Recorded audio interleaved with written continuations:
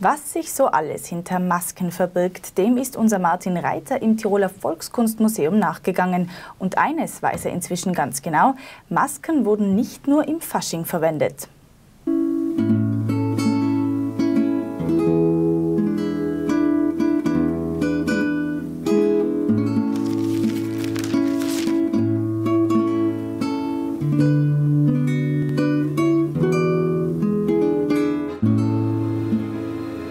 Heute sitzen wir in einer ganz gemütlichen Stube. Bauernstube, nein, anscheinend ist es eine alte Wirtshausstube aus Viß.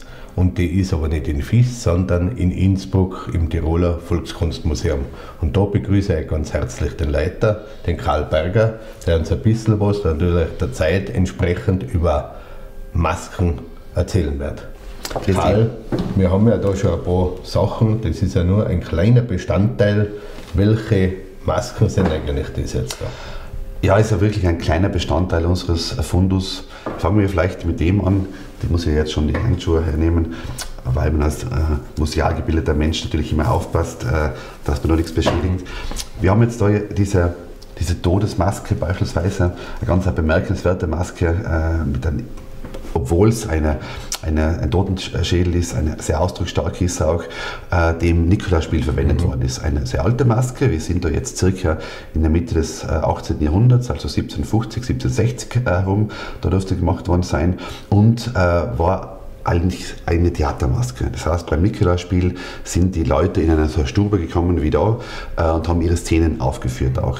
Die Maske ist insofern auch besonders, wenn man sie kurz umdreht, sieht man, dass da eigentlich nichts ist, wo man es festmachen kann auch. Das heißt, die Leute, die Theaterspieler haben die Maske in der Hand gehalten und haben sie vor dem Gesicht getragen und durch die Maske ist dann die Stimme ausgedröhnt, hat sich ein bisschen verändert auch, also eine gewisse Anonymität war dabei auch. Deswegen auch das Kinn, das man da sieht, das wichtig ist auch. Und da sieht man auch die Bandbreite dabei, auch die ist sehr schön gefertigt auch. Und jetzt diese Nikolausspielmaske, ebenfalls Nikolausspiel, sehr, würde man sagen, fast brachial ist, nicht sehr einfach gearbeitet, ist sehr einfach gefasst, ist auch aus einem Brett heraus gebrochen ist, würde ich fast sagen, auch nicht. Ebenfalls ein Nikolausspiel verwendet worden.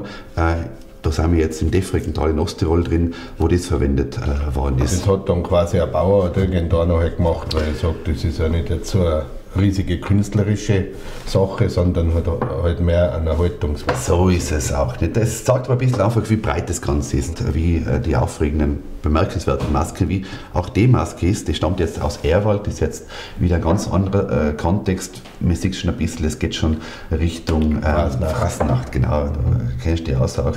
Und man sieht auch, wie fein das gearbeitet worden ist. Das war ein Bildhauer. Der hat die Schnauze gekannt, der hat den Bart durchbrochen beispielsweise auch, also schon sehr filigran gearbeitet. Das sind Welten dazwischen auch. Ja. Zeitlich sind wir ganz ähnlich auch. Und das ist ja aus Metall, also das ist ja ganz was anderes. Mit der Nosen, die schaut ja lustig aus, genau. Die vom Fasching sehen, oder? Ja, vielleicht. Ich bin immer deiner Meinung, dass ein Wissenschaftler auch Fantasie haben muss. Auch nicht.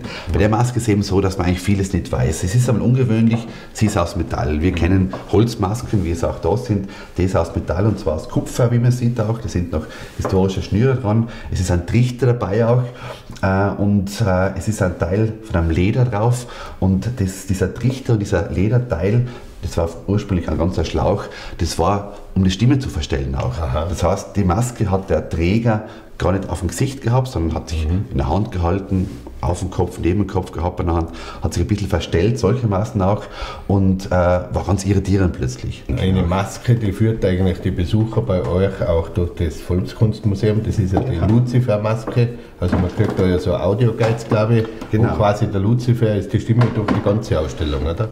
Er ist ein bisschen der Verführer, der Hinterfrager auch, ja, und solchermaßen zieht er sich durchs Museum, wo es besonders schön wird, nicht, wo man jetzt einfach sagt, naja, jetzt sind wir in einer schönen romantischen Stube herin, da taucht plötzlich der Luzifer auf mit seinen LED-Sprüchen und fragt, naja, war das da wirklich alles so schön? Nicht? Oder war es eben teilweise so, nicht wie es in den historischen Berichten heißt, dass die Stuben dann gestunken haben, weil es voller Qualm war, voller Rauch war, weil die Sachen getrocknet worden sind da auch nicht. Wir haben die materiellen Relikte da auch nicht. Vieles können wir natürlich nicht transportieren, versuchen aber solchermaßen die Leute darauf hinzuweisen, dass eben eine ganz Bandbreite ist, die wir in der Tiroler Kultur haben auch. Wer sich für Masken näher interessiert, der findet da im Volkskunstmuseum genügend Masken in allen Abteilungen. Besonders auch die vom Schleicher laufen, das was er gerade jetzt wieder in Tiroler Saison hat. Und wir sehen uns wieder nächste Woche bei Allerhand aus dem Tiroler Land.